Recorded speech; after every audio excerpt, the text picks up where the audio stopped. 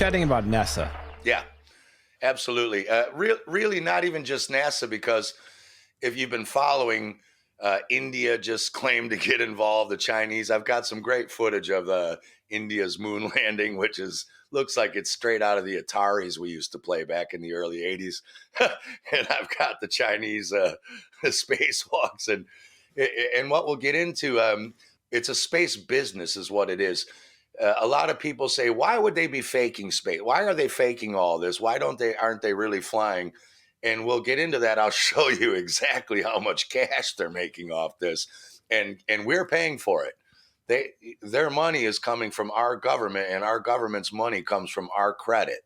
So we're paying for these people to extort money from us and give it to all their buddies and their, the Raytheon and Skunk Labs, and all their little contractor buddies are just raping billions. And I'll show you. And when people see this, so the flat Earth people will say, because they're hiding the firmament and they're hiding God, and you're not a speck of dust.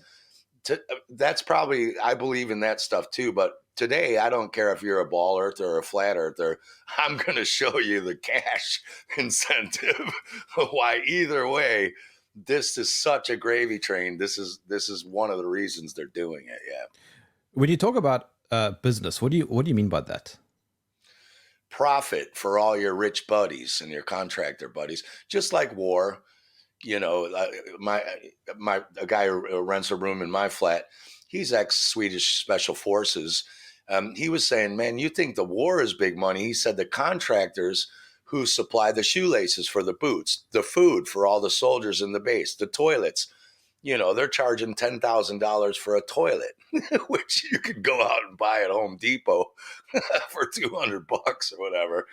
So, the real gravy trains are all these contracts. Same when they blow up Gaza right now. Someone's going to have to rebuild that after they put their Ben Gurion Canal in there. And that will definitely go to the contractor buddies, and someone's going to rape billions and billions off the rebuilding. And the space industry is like that. Let's start with that, actually. Can I share my screen with you? This comes from my friend Jerm Campanella from Jerronism and Globebusters. On the left here, you see hundreds of billions of dollars, right?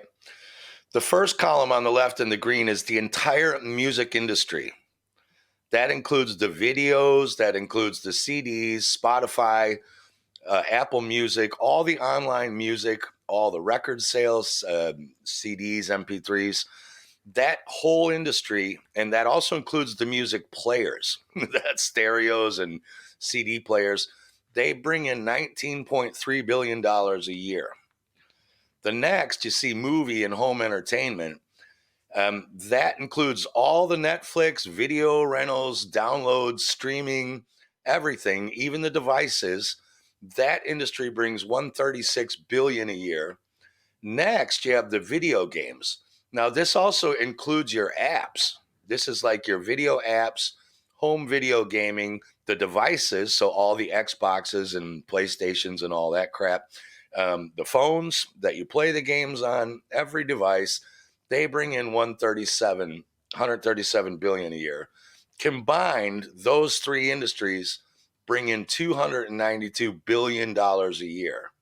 And to the right is the space industry, which brings in $410 billion a year, which is almost double of all of those other three industries combined. Movie includes Hollywood, by the way. That's the entire Hollywood, profit and budget for all Hollywood and television movies as well. So when people say, well, why are they doing this? Why are they faking going to space? Well, wouldn't you say $410 billion a year is a pretty good reason,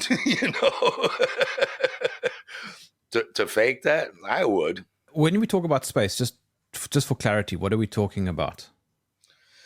We're talking about space programs where they claim they're going to the moon, or they've got the ISS, International Space Station, floating around up there, or they're sending probes, out, Cassini out to the deep space and diving through Saturn's rings, which we'll talk about what a joke that is.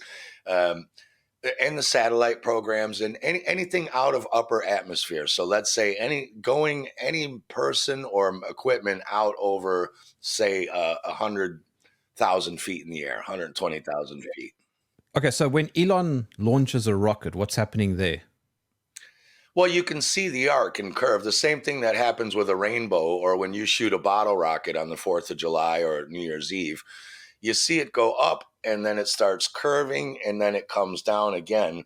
Now, Elon's are going much higher than NASA's. So you'll see when you see the SpaceX launches, and I'll show you that those are all digital. What you're seeing on Elon Musk's television screen is digital. But you will see them splash into, they almost look like a speedboat. You'll see them hit what looks like water and they look like a speedboat. Now, this is where the flat earth people will say that's hitting the waters above under the firmament. And it really, really does look like that. We're not really going to get into that, but I'm going to, I can show you. Remember Elon Musk said he sent a Tesla up into space? Yeah. You remember that red car he launched, right? And this is a screenshot I took from the video, and people should go look at this video. Now, one thing I would point out, or a few things actually, you can see down here the yellow arrow on the car, right? That is a localized light spot.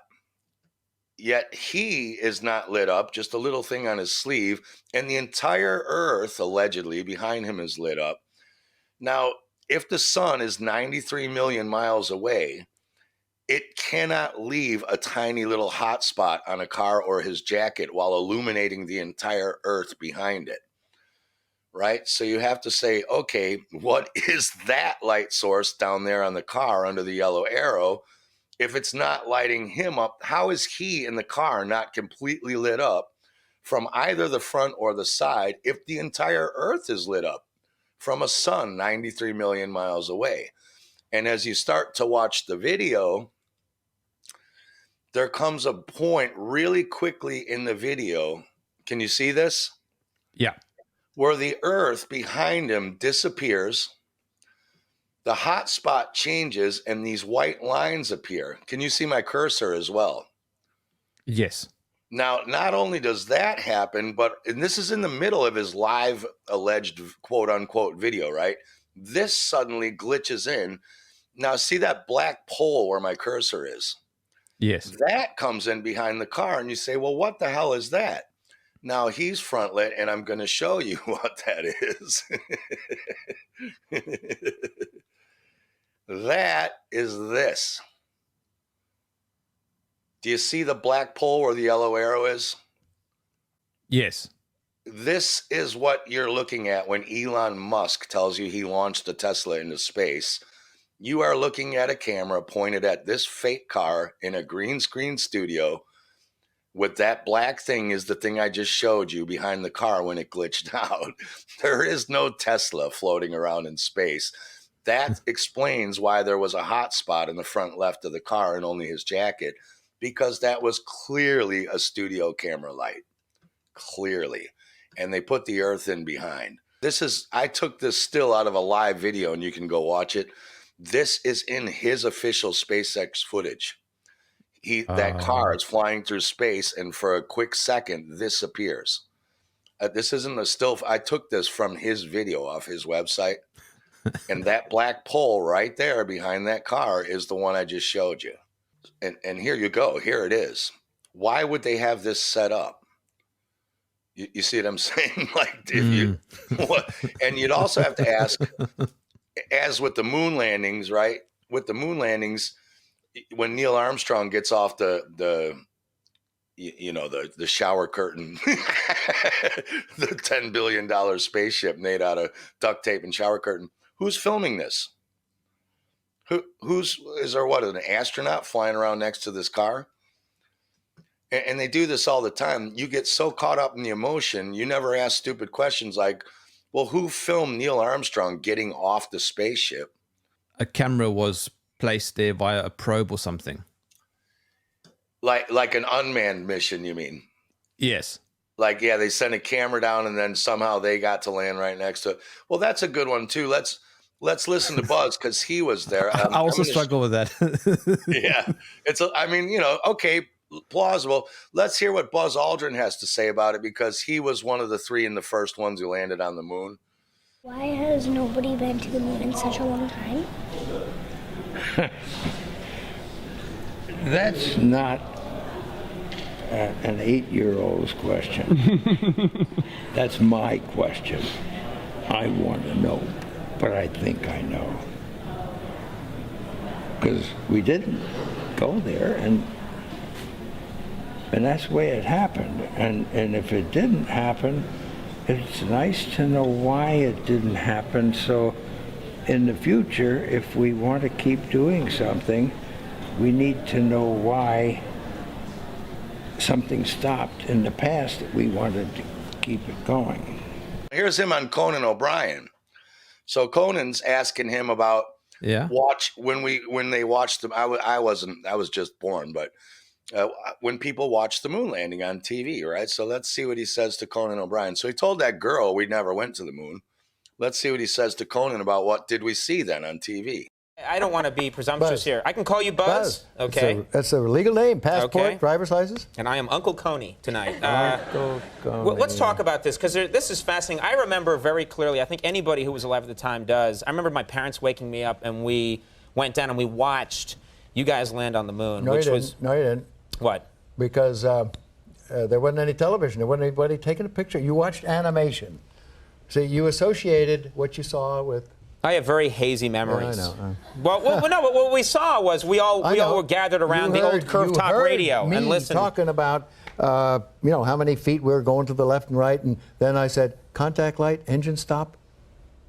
It was and exciting. A few other things, and then Neil said, Houston, Tranquility Base, the Eagle has landed. So he said nobody was filming that. Yeah, he said you watched animation. He said you didn't watch the landing, though. Was you referring to the landing? He's saying you didn't see us land on the moon and get off. So when you said, could they have sent a probe there? According to him and Conan O'Brien, no, you didn't. You saw a stage setup, right? Now, here's how I can prove to you that's true.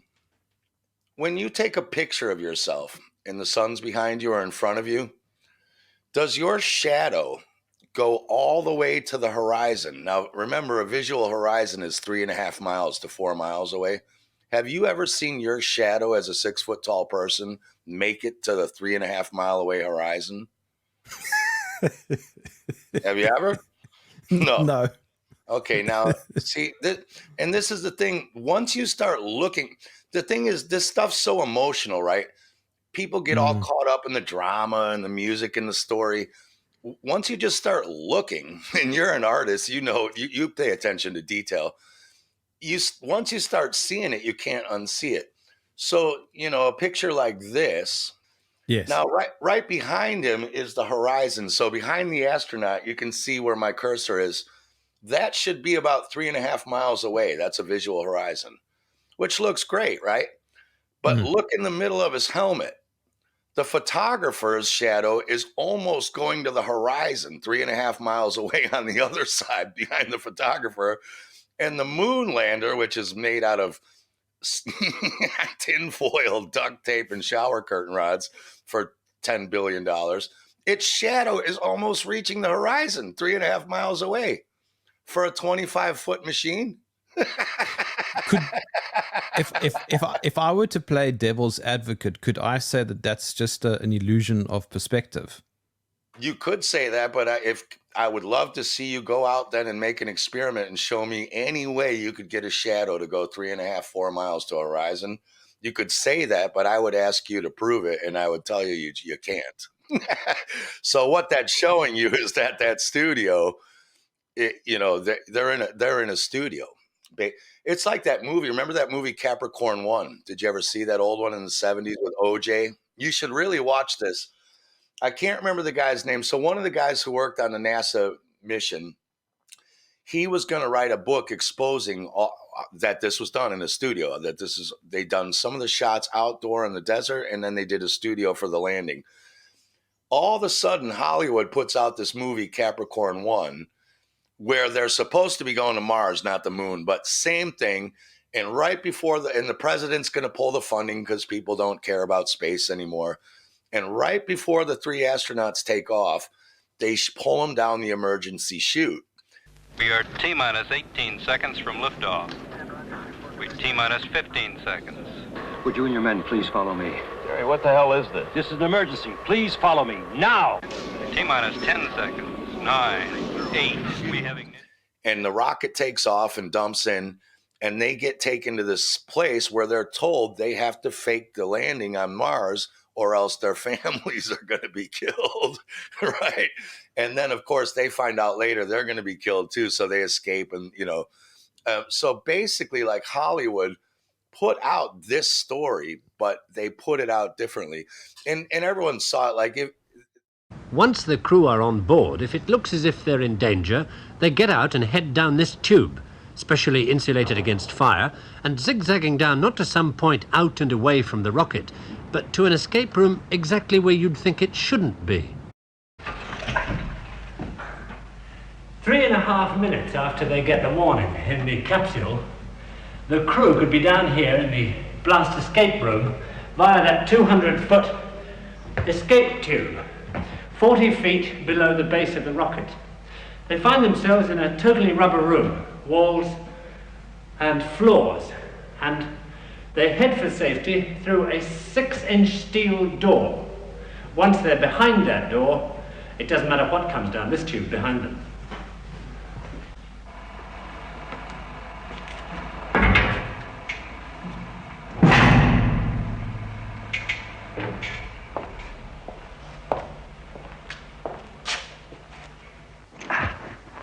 On this side of that door, the rarely seen blast escape room itself. It's totally isolated from everything around it by a series of 24 giant springs underneath the floor and shells all around it of steel, concrete, and sand. Like the Earthrise pictures, when you look up at, I'll share again here. When we look up at the moon, allegedly, and again, I don't want to get into flat Earth stuff or anything here, but allegedly, the Earth is 4 times bigger than the moon. I thought I had a picture of the moon, but when you go on the NASA website, and this is on their website, when you take a look at the size of the moon, or the Earth above the guy, it's smaller than we see the moon. But you would, the Earth should look huge in the sky. Here we go. Yeah, this was taken by, I think, the Japanese or Chinese one. The Kaguya moon? Now, for starters, does that look fake as hell or what? Just, I mean, you know what I mean? Are you telling me that's the moon? Like, look how bad the horizon is. Now, the Earth allegedly is spinning at 1,000 miles per hour, which would give you your alleged 24-hour rotation days. Therefore, you'd think the clouds would move a little bit at over a 15-minute Earthrise, right? Over a time lapse. So pay attention. On the far side of the moon, the blue Earth has appeared from the horizon. Now, for starters, too, look at the ground. If you were sitting on the ground, why would the ground be rolling towards you? Right? Yes, and also apparently the moon is not gray. Apparently. Well, we'll get into that, yeah, because we'll get into that in a little bit. The moon would be white as the sun if it were under direct sunlight, but I'll get into that in a second. But anyway, if you were standing on the ground, right, filming an Earthrise, why would the ground be rolling at you? And then watch the Earth over a 15-minute time lapse. The clouds don't move at all. It's not spinning. Nothing happens. It's like it's a painting over CGI. The blue Earth has appeared from the horizon. This is the Earthrise, as captured by the telephoto camera. The telephoto camera. Steve, could the moving moon underneath, could that not be because the camera is, I don't know, in a low orbit above the moon? No, they're allegedly on the moon. They're on it. They're allegedly filming the Earthrise over the moon. So look at this. The clouds don't even, it's a painting. Look at this.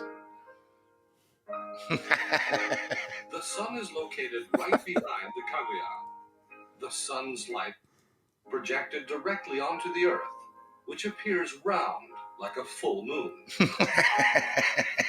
In this footage, the Earth's southern hemisphere appears on top. Now, here's the problem with being on the moon. You can read a book by the moonlight on a full moon. In other words, the alleged sun bouncing off the moon is so bright that it reflects 240 or 70,000 miles back to Earth, so bright that you can read a book by it. So there's a thing called the inverse square law of light. Whenever you have a light source, and anyone can go out to their garage and test this, every meter away from the light source, the light gets twice as wide and half as bright, intense, right? And then another meter, it gets twice as wide and half as bright as that.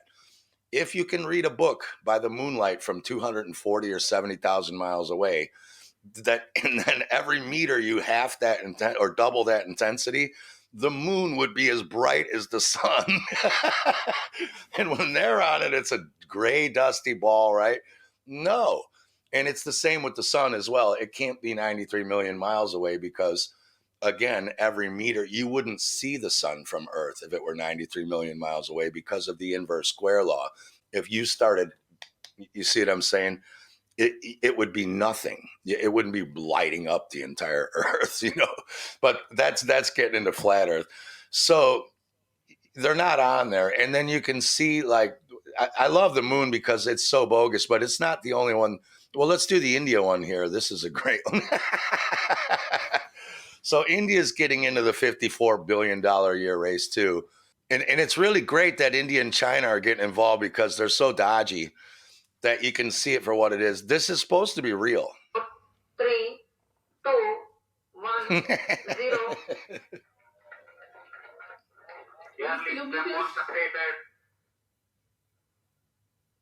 The strap-ons have separated, which will burn till 1 minute 50 seconds.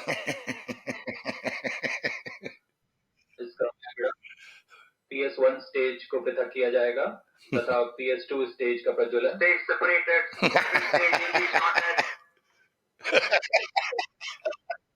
of the second stage has been confirmed. Here we go. Second stage has begun.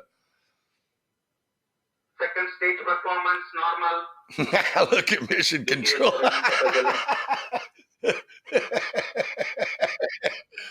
Hold on. Did they claim that was meant to be real footage though? I mean, it's obviously an animation. Yeah, exactly. I had the other one too. Let me see if I can find it. The one where it lands on the screen, like the thing, it literally is taken out of like, what were those old video games? Galaga or Galaxy? You know, like this is one of space. Now, what you'll see is NASA does this too. Whenever they take off, they never have with all the billions these spaceships allegedly cost, they never have like 5 cameras on there pointing down or up or around. You know, they always make a cut at certain stages and then cut to another camera because that's part of the trickery. They also do it when they land, SpaceX landings. They just kind of cut and then suddenly it's landing and you're like, why couldn't you show the whole thing? But here, this is off SpaceX website. Can you see my cursor? Yeah. So this is like a rocket allegedly going 17,000 miles an hour with a tin foil all over it. Watch the mouse start running around here. A mouse got into the studio. See him? No, that can't be right. See my cursor? Yes. See him? I'll back him up. What is that? It's a mouse. He got onto the there's a mouse running around in space. No, on the back of a rocket in a vacuum. No, come on. Somebody must have added that. Is that an official video? That is right. Yeah, anyone can go to SpaceX and see this. Yeah. That's what I'm saying. These guys are faking all of this and they're doing it because they're getting billions. And because NASA's getting busted so bad, now they've got Elon Musk, you know, he's the new hero with electric cars and X. Now he's got, Twitter or whatever. And now it's private space guys because he's a public hero, so you can trust him. Oh, let me show you the Apollo 8 Earthrise. I do have that. Hold on. So that other one I showed you was the Kaya Gaga or whatever that was. This is allegedly the official Apollo 8 Earthrise. Here it comes. And again, watch the clouds. They never move. It's coming here. See, the clouds are always in the same position. It's like over a time lapse of 15-minute Earthrise, the damn thing hasn't moved at all. You're like, I thought it's spinning at 1,000 miles an hour. And this is clearly BS. And again, if the Earth is lit up that bright, then the moon would not be dusty gray like that. It would be so bright. Again, if the moon is closer to the sun, allegedly, and can reflect back so far that you can read to it. I did have, let me see. I thought I had the SpaceX landing, which is really bad. Or maybe it's just a picture of it. Hold on. Just getting back to the sun real quick, right? Anytime we send up an amateur weather balloon without a fisheye lens, so that a fisheye lens curves everything, the horizon is not only totally flat, but the sun is local and the sun leaves sunspots locally on the Earth. Now, if you went out to your garage with a flashlight and were standing right up to the garage, obviously the light would be leaving a local spot on the side of the garage. But if you backed up with the inverse square law, 500 feet even, the garage would be lit up evenly. But every time there's dozens and dozens of these amateur balloon footage, the sun is putting a sunspot as if it's local. That can't happen if it's 93 million miles away. But NASA's official photos at 100,000 feet have that, like you can see almost an eighth of the curve of the Earth. But every time an amateur balloon goes up, it's just flat as a pancake. F-16 fighter pilot passing out at 1,000 miles an hour, and then them playing saxophones at 17,500 miles an hour. I mean, the speeds they're allegedly going would vaporize you for starters. Same with the rocket noises. Today we'll be looking at, or rather listening to, the incredible sounds of space rockets.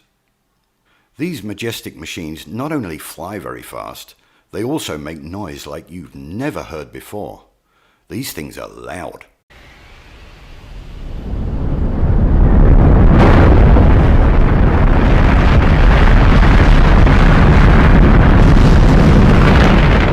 Here's a decibel chart to show you some examples of how noisy things can be. As you can see, potential hearing damage or loss begins at around 80 to 90 decibels, and the real pain kicks in at around 125. There is a number of reasons that no one can be close to a rocket launch. But what most people don't realize is that the exclusion zone around a launch is also because the sound of these things taking off is literally deadly if you are too close. When the massive Saturn V rocket launched, it gave out 220 decibels, which is loud enough to set grass on fire and melt concrete. It would also turn your internal organs into jelly and melt your bones. What a way to go. The exclusion zone is usually around 3 to 4 miles. If you've ever witnessed a launch at this distance, then you will know that even at 4 miles, it's bloody loud. Now let's see how close the astronauts are to the noise. 363 feet. These astronauts are sitting in an aluminium box less than 363 feet away from a noise that should kill them instantly. Let's take a look at how these brave men and women handled this life-threatening situation. They don't seem too bothered. Looks like one guy's reading the instruction manual. Where's their ear protection? How can they talk to mission control over all that noise? Simple answer, they're not sitting on top of that rocket. They're in a studio. So George Bush, this one, he's going on a tour through the mission control. So see how they're pushing him through mission control. Can you see my mouse here? Yes. That's that astronaut. It's not Chris Hadfield. I can't remember his name. He's back there on a blue screen, a green screen, while they're CGI-ing him throwing stuff around. He's on the main board of mission control. See that? See Yes. them making stuff fly around that green ball behind them? They're showing you. They know it's CGI right there. They're showing you they're doing that. And here's him actually doing it again. That's the scene. So they caught him. That's him making that little bubble fly around. See on the right. See how he's got a bubble on the right there floating? And on the left is the green screen where they overlay the bubble later. This happened at like the end of one of their live feeds. They were all talking, and then this happened. And for the most part of 14.5-minute long video feed, everything appears to be normal. That is in that. Watch this. And so I'll play you that clip here and watch what happens at the very end. Very much again. Thank you for your time. Have a good flight and many more exciting experiments on the orbit. Thanks a lot.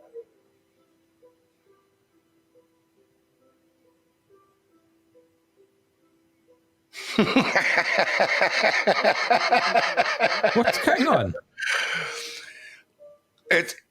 It's like Star Trek, like they got teleported out of the transporter beam. What happened is they signed off, and the green screen technician shut off the software too early. So they glitched out. The technician thought the broadcast was done, but they were still filming. So they glitched out. See that?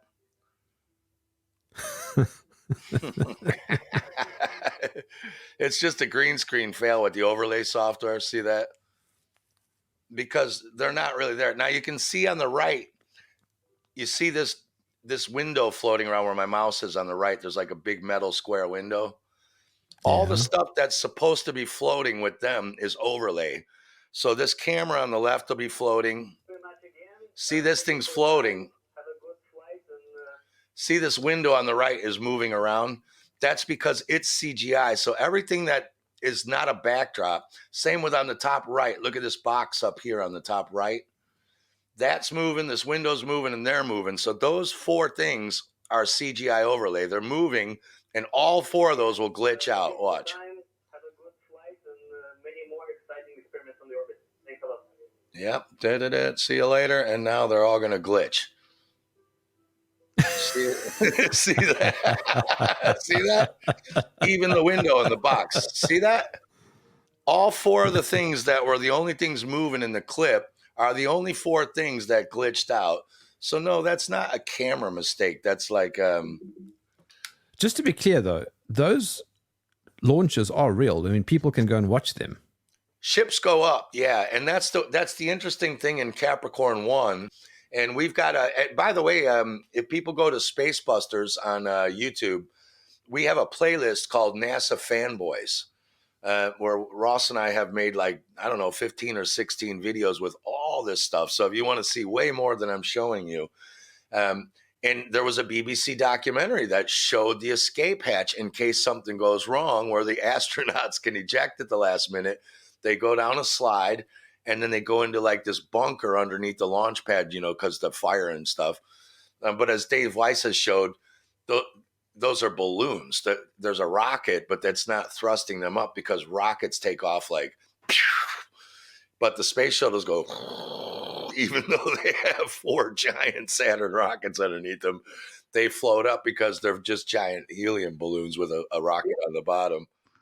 Now, all the thrust is supposedly coming out of these things. So I would say these shouldn't be made out of balsa wood or balloon material. They should be pretty strong to lift up millions of pounds of weight.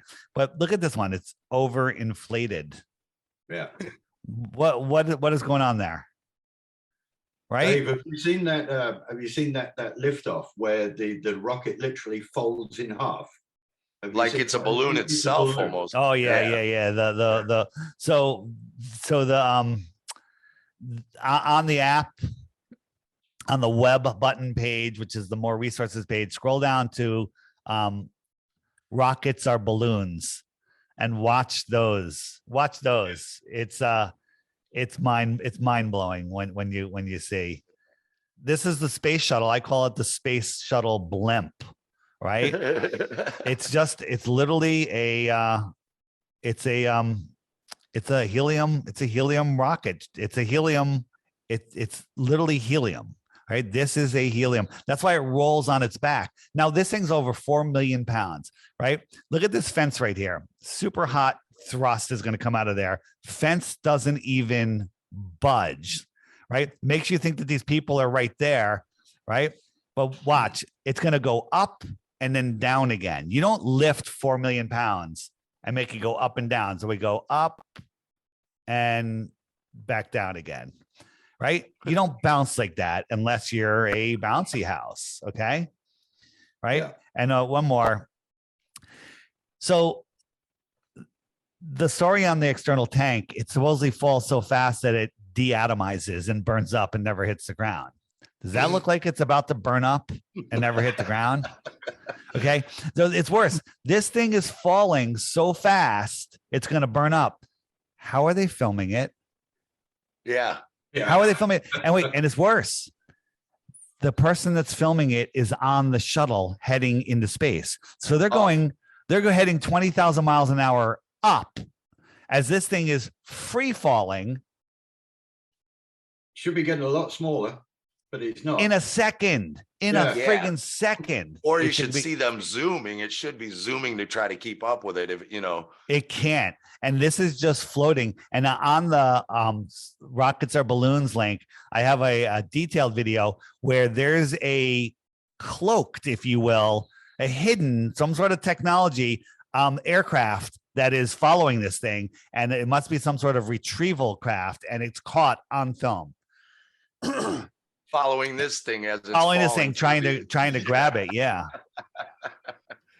You also notice, like, they're never doing science in the ISS. Do you ever notice that? They got gorilla costumes and they're flipping eggs around and playing guitar. You know what I mean? Every time you see them, they're doing like monkey circus acts. They never do any science. So here they got a guitar, and I think the microphone goes wrong here into the. The difference, of course, is you don't need a strap because it just floats in front of you. The strings behave about the same. But it can resonate really well because it's not deadened against your body. And it sounds about right here. We'll play some.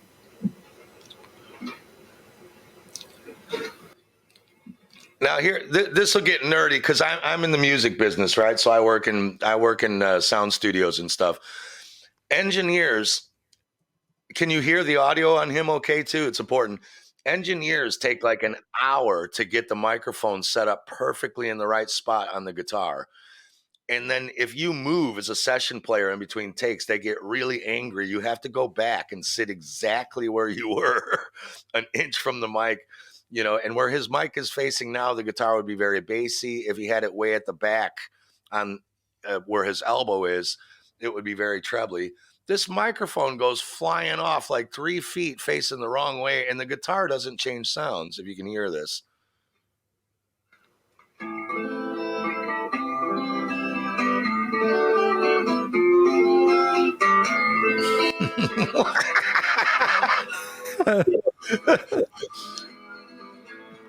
The microphone's aiming straight in the air. It wouldn't even be recording that guitar, and it sounds exactly the same. Watch the mic. Well, you know what is not faked in that video? Those chords look legit. I know the chords of that song also. That's right. Yeah, and it was pretty clever. By now he's holding a guitar. And it's pretty good how they did this. You know, I don't know if they used wires for this one to get them in, because sometimes they CGI them. Sometimes they bring in wires. Floats in front of you. The strings behave about the same, but it can resonate really well because it's not deadened against your body. And it sounds about right here. We'll play some. And you can also see on their shoulders, right? You ever notice they always have these, like, you can see where the wires are attached on their back shirt. See how his shoulders always come up way too high? Like your collar doesn't go up to your ears. I've never seen a man whose collar goes up to their ears. So both of them, if you just watch their shoulders, you'll see the wires on their backs. See this?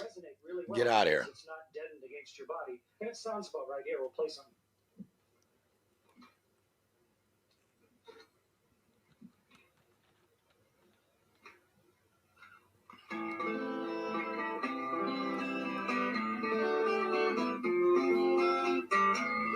Now, again, you say his hands look right, right? They do look right. But do they?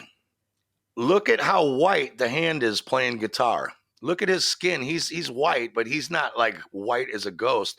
But look at his left hand that's doing the chords. It's like totally white. See, like he's got a glove. Look how white his hand is. What's that? Also, he said that he doesn't need a strap, but now watch when he plays. He lifts up his leg to hold the guitar in position. Good. I didn't even catch that. Good one, Jerm. Yeah. Yeah. Why would you do that if it was anti-gravity? But look how pale his left hand is making the chords. That could be CGI as well. But anyway, so this Cassini thing, right? Allegedly, it's going out to the outer edges of our solar system, taking photos and videos and checking out planets and all that. So they said that this thing was going to make a dive through the ice particles of Saturn's rings, and the Captain America shield on the front was going to protect it. Now, I don't know if you've ever seen those videos of like crash tests, where a car hits a wall at 30 miles an hour, then 70, then 100, and then 200. But when a car hits a wall at 200 miles an hour, it almost disintegrates. The car decelerates from 120 miles an hour to 0 in 68 milliseconds, with its occupants experiencing peaks of 400 G. The front end hits the wall with such force that the back end rises up 90 degrees and the car is slam dunked down onto its nose. Yet Cassini allegedly dove through a big ring of ice balls at 17,000 miles an hour. And that little Captain America garbage lid on the front protected it. I mean, ridiculous. It would have been vaporized. Then they claimed that these are photos that it took. Hold on. Here you go.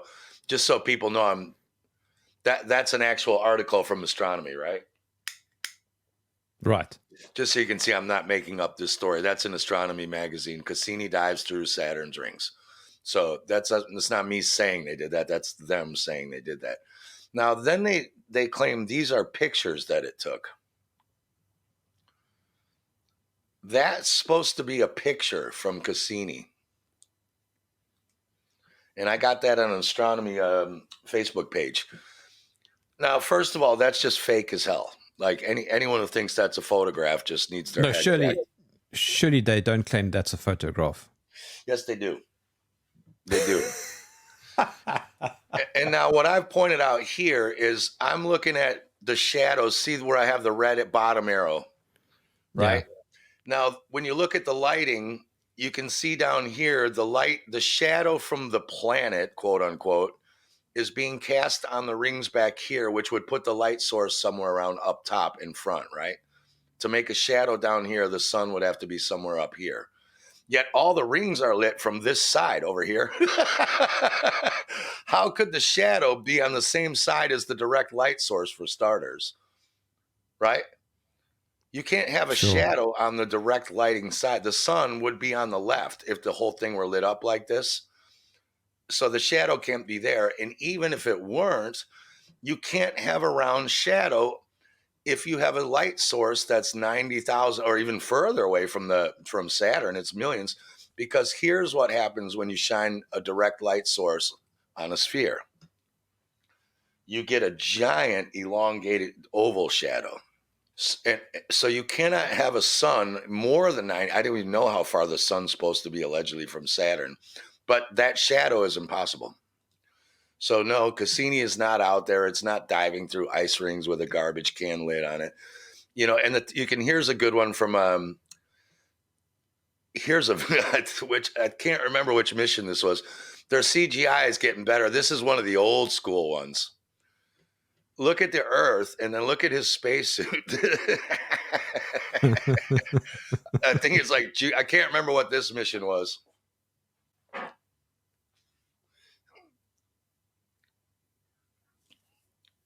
Look at the Earth. And look at this.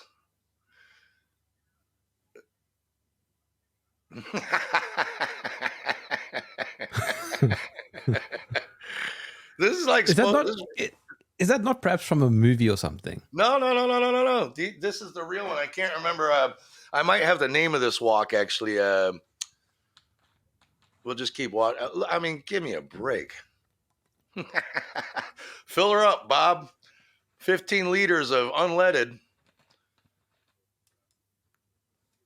And the Earth, at least the Earth's spinning there. Like, they got that part right.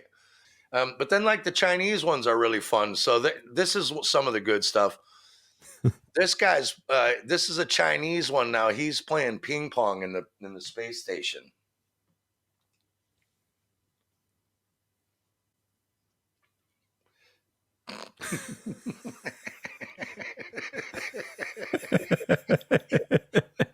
I mean, come on, man. Really? You know what I mean? And like, how is the ball going down and up if there's no gravity? I mean, just look how bad it's moving. Wait, I've got a sound effect for that, Steve. Yeah, come. You want me to play again? Here we go. Hold on. Get ready. Here you go. Ready?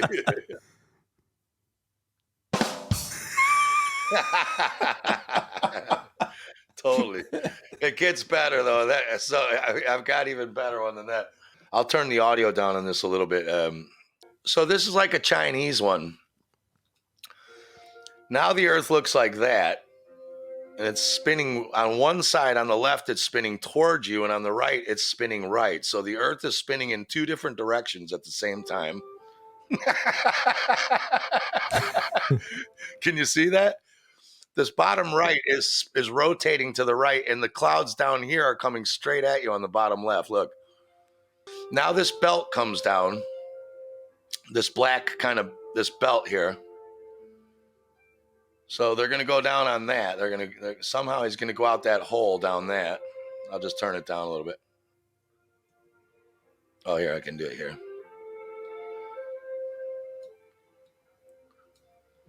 All right, so hold on. Yeah, come on out. Okay, here he comes up. He's coming out now. He's up there on the top left getting ready to attach himself to a seatbelt so he can come out in space. And then... Now look at the belt down under where my plaything is. It just disappears. It glitches out. See right here, it goes under the clouds. See where my cursor is, right under the play section? The belt has now gone all the way down to Earth under the clouds and popped back out of the clouds again. Let me see if I can get this box to go away. If we can, I don't know. Okay, I don't know how to get that box there. There we go. Okay. Watch that belt. Like, how long is that belt? Like 100,000 feet or like what? Here it comes. Oops, it's in the clouds. See it? Oh my God. Oh, it's under the clouds again. It just went under the clouds again.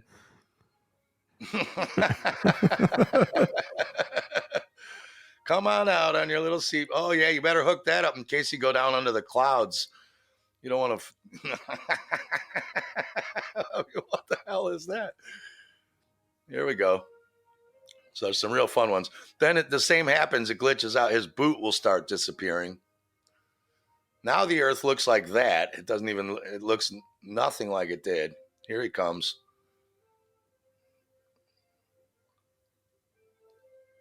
Look at his boots. Did you see that? Yes. Watch his boots. Watch this.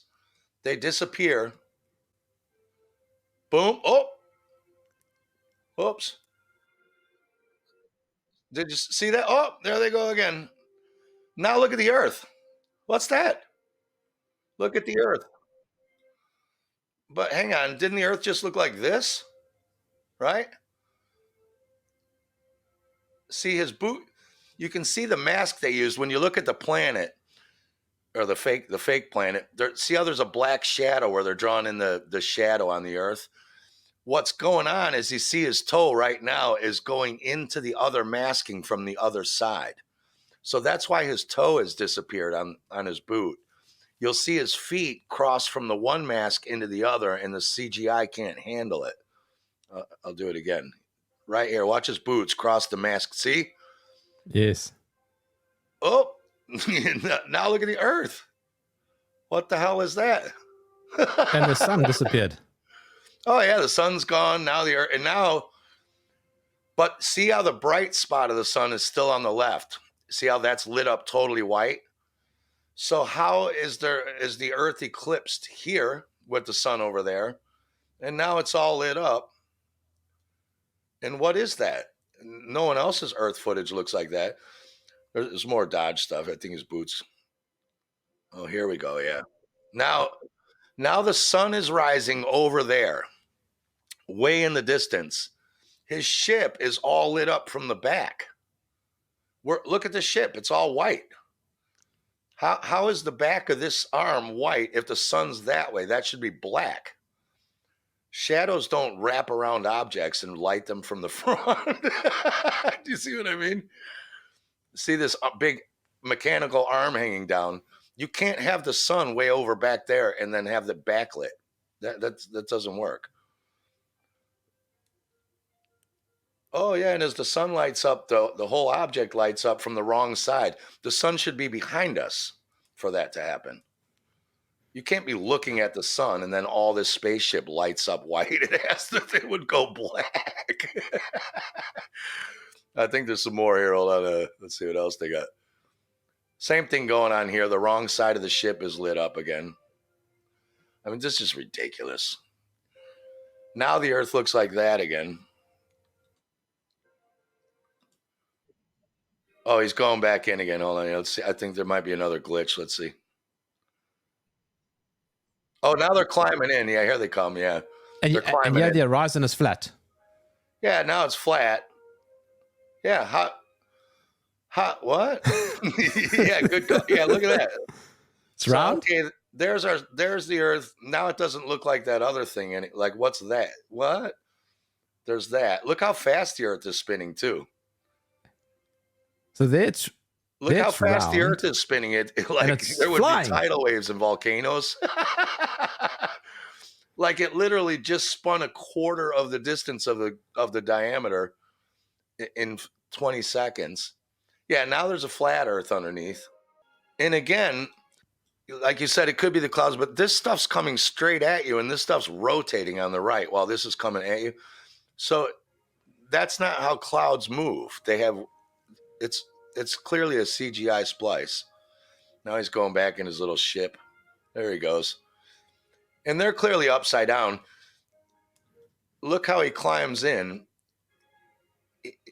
There's clearly, like, you know, quote unquote gravity. He's climbing down a thing. It's just flipped upside down, so it looks like they're climbing up.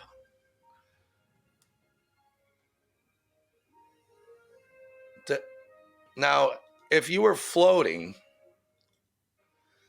in anti-gravity, why wouldn't you just go in there head first? Right? Wouldn't you just put your head up in that hole and fly in there and then spin around once you got in there? Why does he have to? Why do they make a cut? Can't we see him fly in there? No, because they have to cut because he's really upside down in a studio and he's got to go legs first so he doesn't fall on his head. So now they cut. And oh, now his feet are in there, and he's climbing down a ladder in slow motion. Well, isn't it? So again, couldn't it be because he has to, I don't know, close things behind him as he's going in, perhaps? Well, why did they make a cut? Yeah, it's clear. If I don't know, I don't think I can, but if I flip this video upside down, it would look obvious what's really going. Maybe I can do that. I just don't know how to do that. Now look at the Earth. Now it's a ball again. This one's called the volleyball head disappears. I think his head disappears or the volleyball does. Let's see.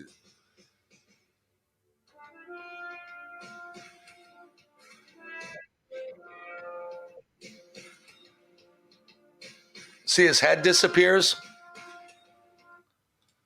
One more time. You can get your drum roll ready for this one too. I'll pause it. Here he comes. Oh yeah, the great thing is here.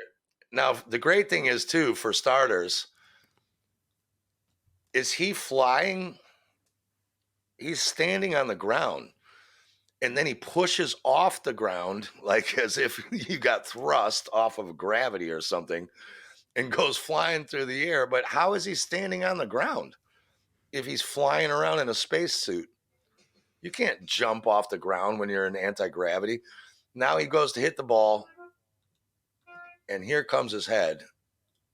Oh, there it was. Where's his head?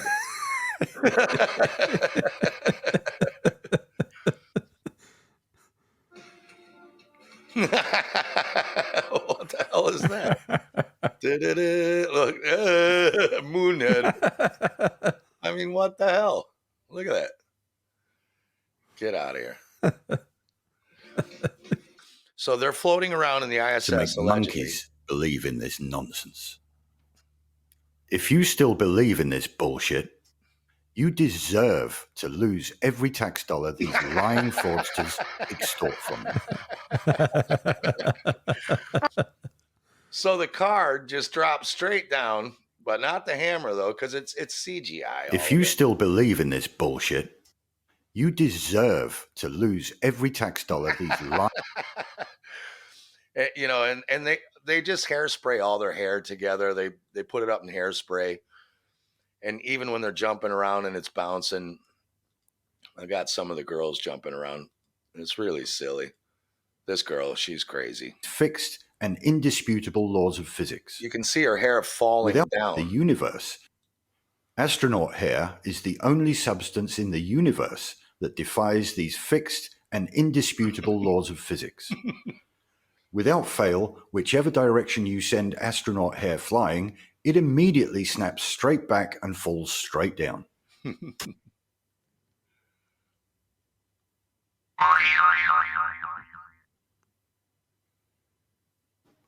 Even with short hair, once again, zero gravity, gravity. Some space hair even defies the laws of inertia and gravity. Watch how this hair is always fixed in one position. There is only one explanation, and that is, it has purposely been styled that way.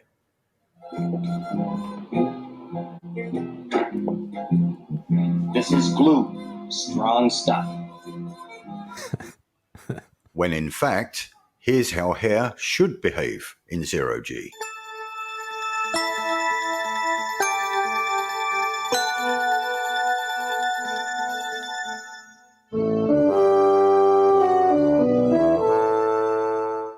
The freely moving necklace proves her hair has been fixed in place. So why spend hours purposely spraying your hair with gum instead of tying it down? There is only one reason: to make monkeys believe in this nonsense. If you still believe in this bullshit, Space, hair, and gravy tea. Indeed. Space, hair, and gravy tea. Really? Hairspray is all we need. Seriously? To make fanboys believe.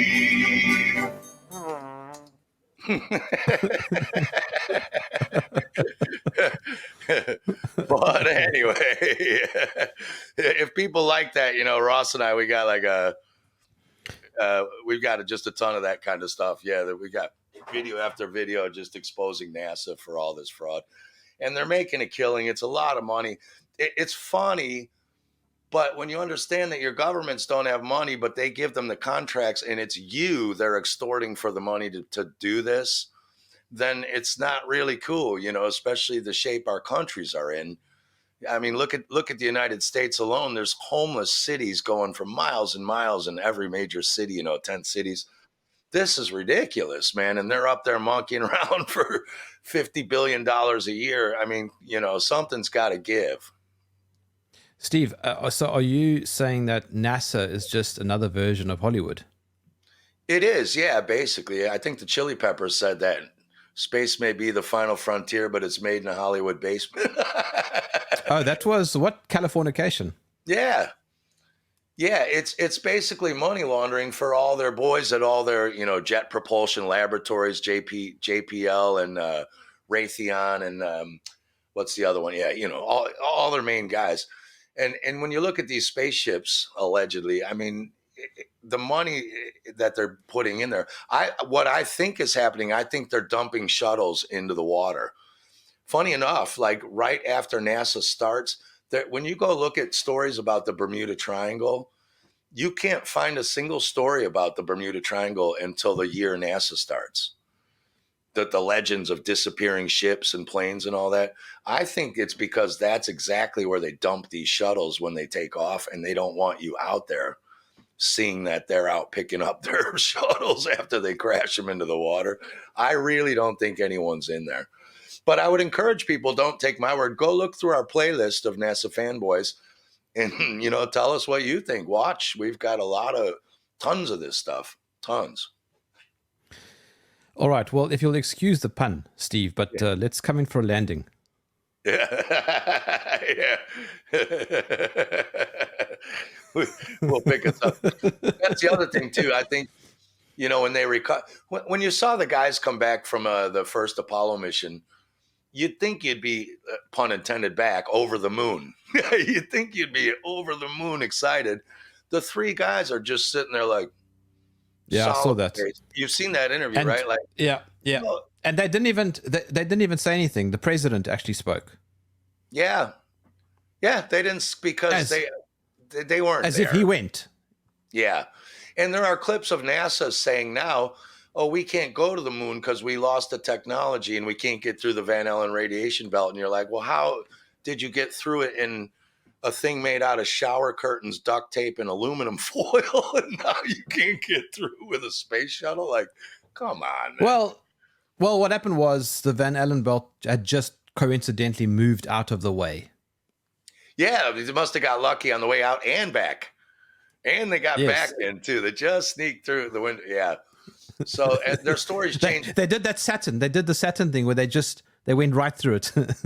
Yeah, they had a Captain America's garbage can lid on the front. Totally. I mean, the thing is, I can't find the footage, but apparently when the original footage aired, there was a Coke bottle or something like that on set in the original moon landing that people watched. And the very first thing that aired, there was a Coke bottle on there, and a lot of people saw it. And I cannot find that footage. If anyone out there has it, send it to me at spacebusters@hotmail.com. That would be great. But yeah, I mean, the whole thing's, it's a hoax, it's fixed. But now the thing is, they've got a younger generation who wasn't around for any of that stuff. So they don't care if us old people know it. And Buzz is, he's senile and telling everyone he's done it. There's also a great documentary people should watch called A Funny Thing Happened on the Way to the Moon. Have you seen that? That's great. And also Astronauts Gone Wild. How can I follow you? Yeah, you can find us Spacebusters on YouTube, mostly BitChute and Odyssey. Also, if I can get a plug in, our children's book, The Dukes of Dents, is now $2 or $3 off, I think, a pound's on sale on Amazon. If you need a last-minute stocking stuffers. And I promised Tracy I got to write one of the forwards of my friend Tracy Northern's book, Trust Me, I'm Not a Doctor, which just came out, and I'm one of the people who wrote it forward, so shameless plugs. And if you want to write to us, spacebusters@hotmail.com. If you enjoyed this podcast, please visit supportjerm.com.